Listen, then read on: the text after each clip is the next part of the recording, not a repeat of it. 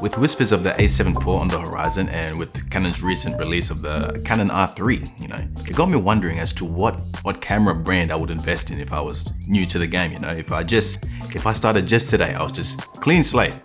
Would I go Sony or Canon, Got me wondering. What would you pick? Well, I'm an adventurer and being on the Sony system for so long, I wouldn't mind actually exploring the Canon ecosystem. Indeed.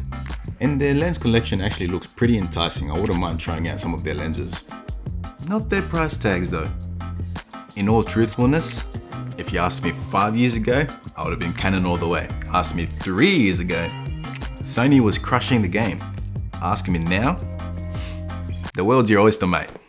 That line of cinema quality for reasonable prices continues to dip with each passing year, and we were just wishing for these specifications and these features just a few years ago, and now we're getting them. The 10-bit color profiles, the better autofocus, better slow motion, the very angle tilt screen, the faster glass, the cheaper glass. Sony and Canon have been distributing those features to us as of recent years. In their race to be the superior camera brand, it's us, we benefit from that. We can focus more on the story we wish to promote in our content, in the photos we take, in the films we share, or the device you're using to watch this video right now. These have become so powerful over recent years. It's a powerhouse for so many functions, including videography and photography. Their aptitude to film professional content is so good now. It's because of platforms like TikTok, YouTube Reels, and YouTube Stories. Because of those, they're beckoning camera companies to make better quality cameras on their phones. I mean, my man Sam Calder, he just made an entire video, an entire commercial on the phone. That man is so inspiring. I want to be that guy when I grow up. When you grow up. How old are you exactly? Older than you, so can you hush it down a bit, I need to talk to the people here. You seen the new Blackmagic Pocket Cinema though? How many of us did you make? How many did I make? I thought it was just you. Okay, look, it's no doubt other camera companies have been improving and innovating their own camera systems, adding themselves to the race, but it's just Sony and Canon have been the front runners for so long now that they are the ones that have attracted the most public attention, garnered the most interest, which is why I'm focusing on them. So which of the two should you invest in? First of all, you're asking the wrong question. What are you gonna do with your camera? That is the question you should be asking. Are you gonna edit your photos? Are you gonna color grade your footage? Are you gonna crop in? Are you gonna shoot JPEG or RAW? These factors kind of matter because now both parties have similar featured camera bodies. They all have camera lineups that are specific to a certain purpose. So are you taking portraits professionally? In that case, I'd recommend Canon's R5, and on Sony's side, I recommend the A7 R4. The reason being for their high megapixel count. Maybe you want to delve into sports photography. In that case, you pick Canon's newly released R3 or Sony's A9 Mark II. Both great cameras and both have a very high capture rate. For that reason alone is why I'd lead you to any of those two cameras. Or are you focusing on video? In that case, Canon C70, Sony FX3. Maybe you can't decide and you just want the best of both worlds, I'd say then you're getting kind of greedy. But hey, there are cameras for that.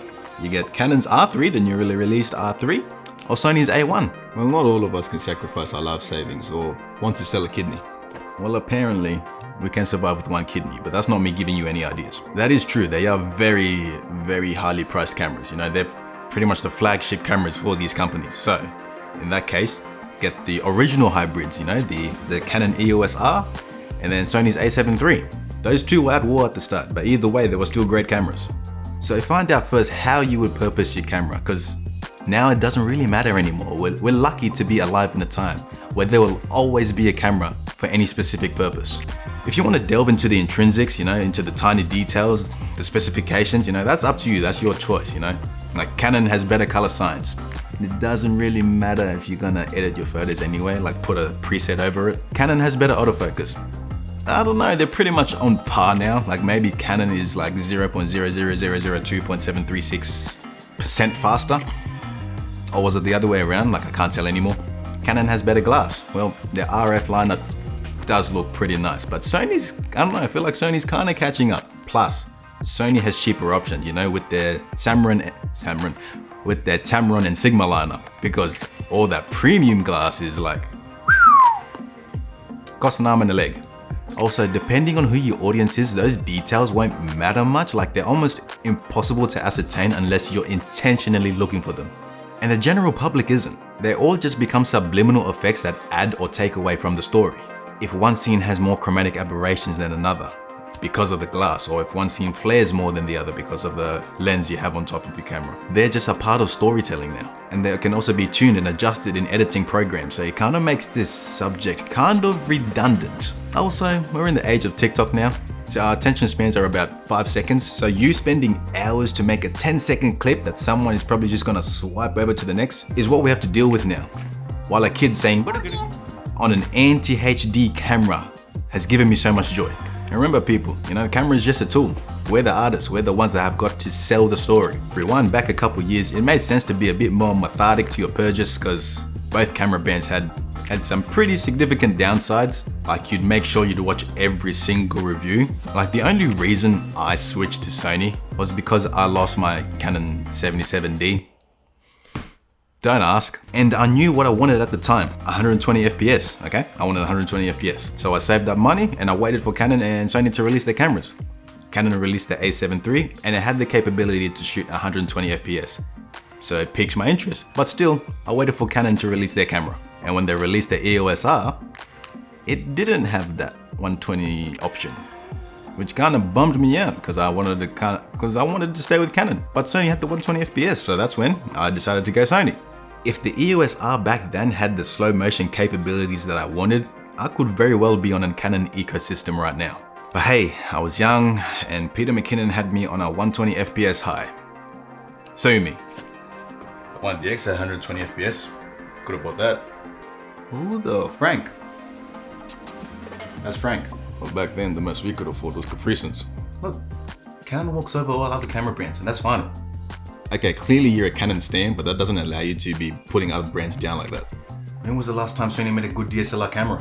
When was the last time DSLR cameras were relevant? And who started copying Sony, making mirrorless cameras? Okay, you wanna do this? Bruv, you gotta finish what you started, man. Sony has been making the same looking camera for years now, like no creativity at all, a bigger camera grip and your fan base went nuts. Well, that's just the difference between us. Canon's only good on the outside. Speaking of, you looking a little heated over there. Is that you or your R5 overheating? Mate, yeah, I'm gonna need you. You're gonna have to like calm down. Mate, I'm completely calm. Whoa, no, mate, seriously, like you need to calm down. You look like you're about to Hulk out. You're getting a little green there. Oh wait, that's just Sony's color science. Before this escalates any further, I'm gonna ask you to like and subscribe, and I hope you enjoyed the video. And remember, Sony, Canon, pick whichever you want. They all make great cameras now. Cameras are just tools, so you don't need to be a tool, all right? Adios. I'll see you in the next one. Personally, I'm a fan of the new Lumix series. Okay, you shut up. You go back into the room, man. Why are you hassling all of us? Is that really necessary?